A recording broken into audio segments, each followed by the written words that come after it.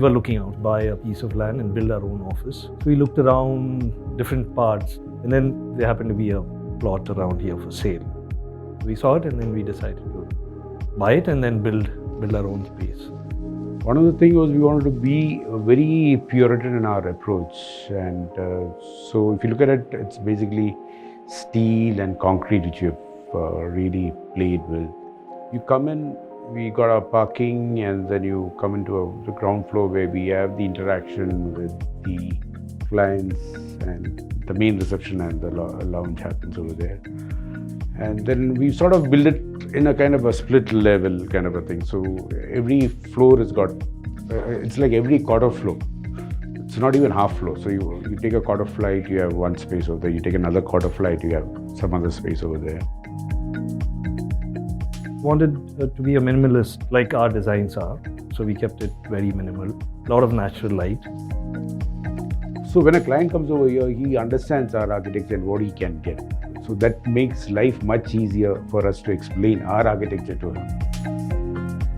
The overall office structure, so we want a transparent and an interactive kind of environment. So that's what we went after. In terms of the color palette, we let the materials speak for themselves. So a lot of it is exposed. We've got cork sheet paneling, which is again natural material. The floors are wherever possible, polished concrete. Color palette is typically neutral with a few pops of color in terms of the furniture, which kind of adds diversity from the inside as well as from the outside. So here we have a very flat hierarchical system of workings. We really believe in architecture which comes across by discussion and brainstorming and getting ideas. That is a kind of culture. So basically, even a junior architect, even if he or she has got an idea, she should be free to express it, and nothing should inhibit creativity. It has been a rewarding journey ever since I joined here as an intern and working my way up all the way till here. And so the first thing that I noticed about this office is that it is an open plan, and I noticed that the directors really didn't have their own cabins. It felt like an almost democratic sort of setup with a very malleable hierarchy. So from the very beginning, I was involved in the design process, and this has been the process ever since I've joined, and let me pick up a lot of other skills like architectural photography, graphic design, a little bit of furniture design, as well as some editorial work for our magazine, which has come out after 25 years.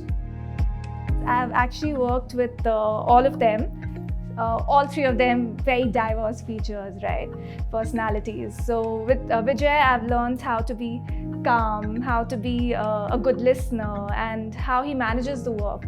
He has about 10 projects running in together, and I still see him calm and composed, and that's something I totally want to pick it up from him.